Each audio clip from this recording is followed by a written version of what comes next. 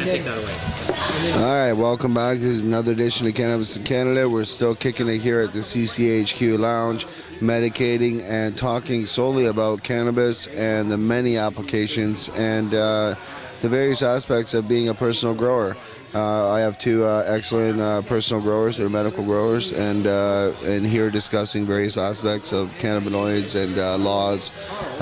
You open it, it's a roundtable discussion, and I just thought it might be captivating for some of you academics out there that want to know a little more about the cannabinoid spectrum.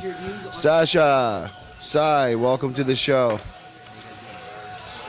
Sasha, Sai, both of you have an obviously excellent conversation going on about cannabinoids and the applications of cannabis, and also from a grower's perspective about the different strains for different pains. I'd like you I'm very intrigued in what you guys were talking about, and just you guys can carry on with that. I'm just going to hand you the mic and just go ahead and carry on, because it's interesting, as well as the laws. You know, there's a lot of stuff that people don't understand, that they don't necessarily face, and they don't really know what we face as medical growers, and we're on those front lines. So go ahead and lay it down for our viewers and let them know what they face and some of the things that we're facing now as we move forward in 2014. Just some things to maybe think about. Most importantly, that broad spectrum of cannabis and the applications that we know of. Here you go, Sasha. Well, thank you, Jason. We'll sort of start off with the cannabinoid discussion we were having, and then morph into some of the laws regarding allowing the fire department or the police department into your commercial premises. Cannabinoids, to sort of start off where we were sort of going with it. Basically, we were talking about the effects of cannabinoids and the effects it has for certain people, how we treat certain pains and ailments. And yeah, there's that whole broad spectrum of the 240 cannabinoids that we haven't fully researched yet. We know of CBDs, we know of CBNs, and it hasn't really gotten too much further than that. We know of CBGs and CBCs and CBIs, but there are many more. And of course, those ones we're starting to learn are even more important. I guess for me, what I see as a major issue, especially with the LP and licensed production facilities that are going up, is they're coming from a place, Health Canada, of where they want to regulate it for everybody and make it safe, which means taking away the pathogens and the molds that could cause some people more harm. But they're missing the whole argument as to why people get to grow their own, which is essentially when you gamma ray or UV, from my understanding, it takes away the essential oils, the terpenes.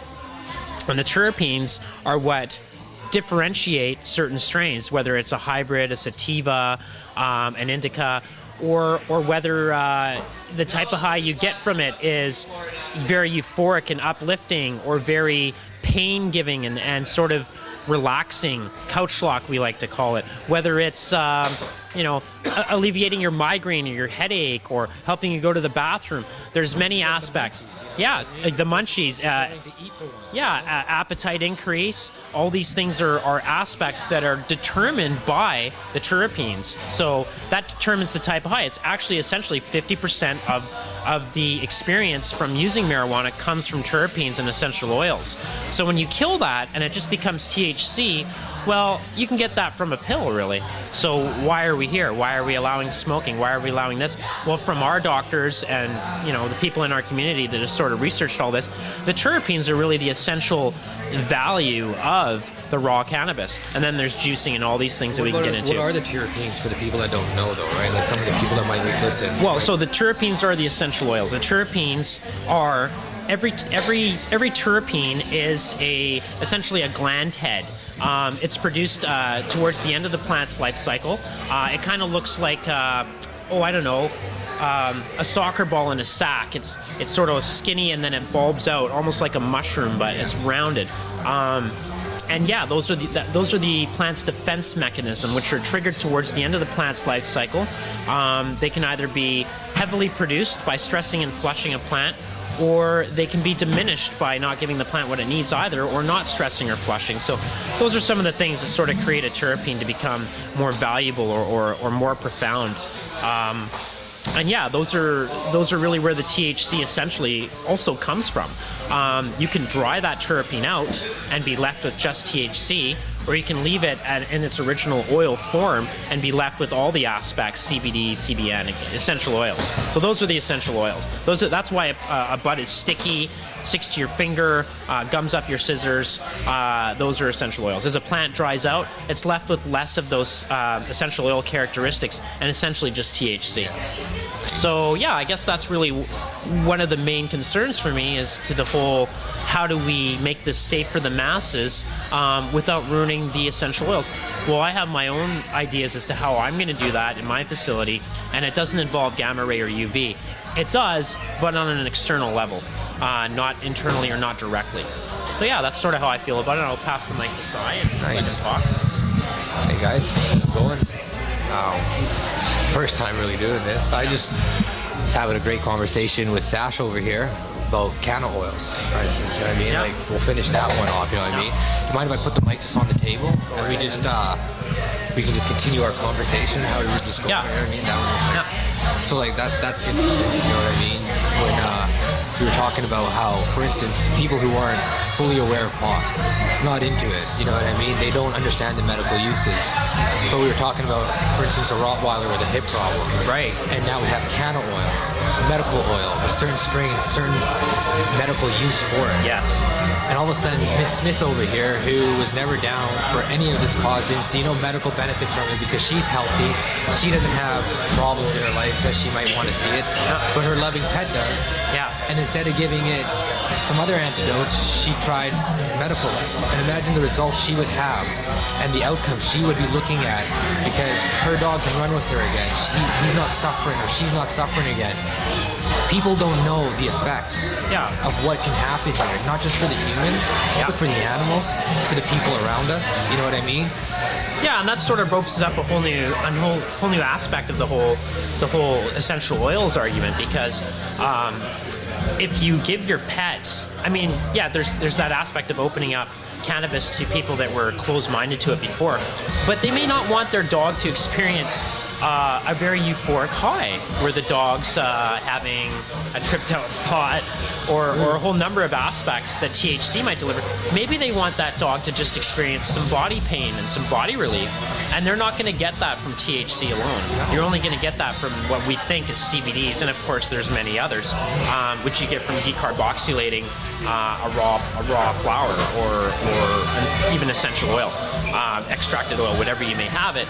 But yeah, cannabinoids play a huge part for animal relief as well as humans. Exactly. And you only get that from essential oils. Are we going to kill that? Why are we going to go right back to where we started this whole war in 2003? Is that where we're headed? Yeah, I mean, definitely a good question. Okay, so maybe we'll look at one more aspect. We'll go to extractions. Now, for me, one of the things that I've had, and Ted Smith and I over on the island many years have argued about, what is the point of scientific extraction?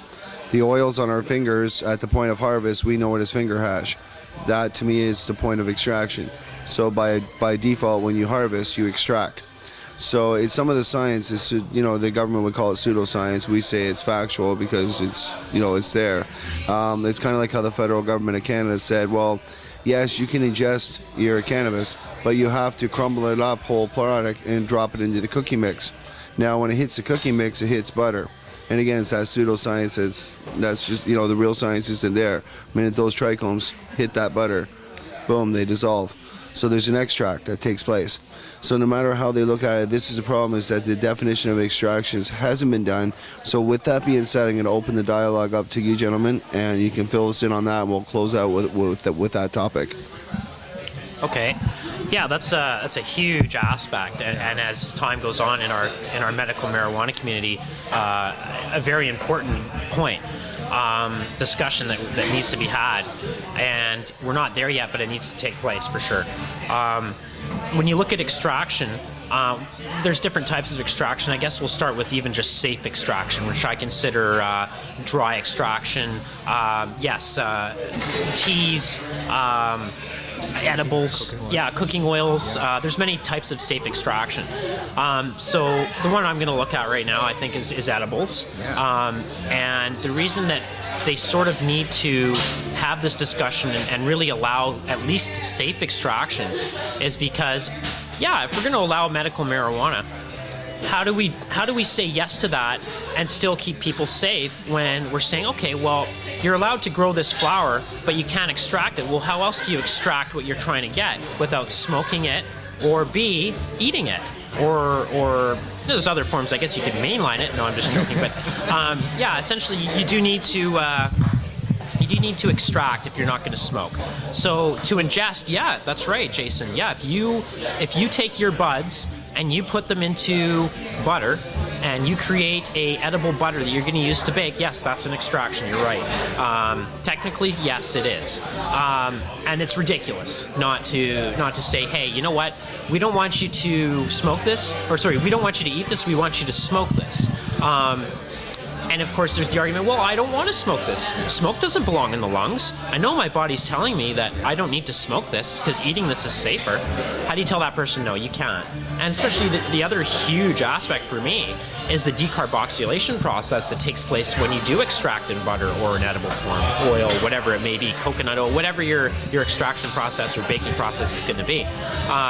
How do you tell somebody no on that, and especially decarboxylation, which is a whole nother aspect of doing it in that form, which of course means limiting the THC and bringing out more CBD, which of course is more body and pain relief, which is really what a lot of people are after. So definitely a huge discussion and huge topic that needs to be talked about. Especially with all the different strains, so the more knowledge that the public actually gets, for instance, what an Exodus 2 strain will do, a Purple Kush strain will do, or we can say 1,000 names right now. The more knowledge people have, they can actually use those strains to make their butters and stuff like that. But I guess the whole situation is it's illegal. Right now, extraction is illegal. Currently.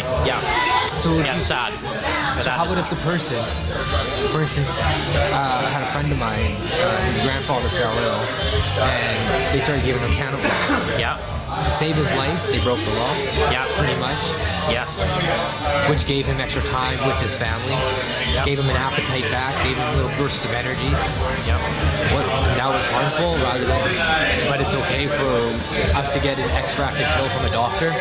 Well, I can give you not knock us out for 24 hours, or just help us. That brings me to a really good example of why this needs to happen. And this one's a little bit more extreme, but a great example. So I know this lady, I'm not going to mention her, of course, and she couldn't take any opiate narcotics, any painkillers, or any local anesthetic to have an operation. And because she couldn't take any of these, her ailment continued. She was only able to go under surgery with the help of Phoenix Tears, which of course is an extreme, it's an extract developed by, oh my God, what's his name? Oh, lordy, who developed the Phoenix Tears? Anyways, it's important. Rick Simpson, thank you. Oh my Lord. Oh, stoned, must be. So Rick Simpson developed the Phoenix Tears method. It's just an oil extraction method. And of course, if you take enough of it, you can go under, and you could probably have a surgery performed. And if you're allergic to a lot of pharmaceuticals and you're about to have you're going to die from the allergy, what do? You need a surgery. Well, there you go. There was a great example of somebody that elected to do surgery without local anesthetic or without pharmaceuticals, and secretly used Phoenix Tears, had to secretly use it because the hospital wouldn't allow it, to go under the knife. And there you have it. And very grateful today that she was able to do that. So, how do you say no to extracts? Man, it's rough. Right on. Thank you, gentlemen. Well, stay tuned, my friends, for more information on medical marijuana. My take on this is that Dr. Sanjay Gupta hit it on the head. Extractions, here in Canada, under the MMPR, they would have us not have extractions, but yet Dr. Sanjay Gupta, the doctor on CNN, would actually show a baby having its life saved, not being brain smashed, by using cannabis extract oil. A baby. And this is a doctor that was the nominee to be the Attorneys General of America. the number one doctor. So if this doesn't speak volumes for what's going on in Canada, there's a war going on here, friends, and we need to educate. Stay tuned to the channel. This is Jason Wilcox signing out. There'll be more medicinal marijuana coming up, and we got some live stuff coming to you, some fresh stuff, and a lot more interactive stuff with the growers and the educated academics out here to bring to you what the federal government seems to keep missing the cue on: medical marijuana. One love, one plant, y'all. See you in the next show.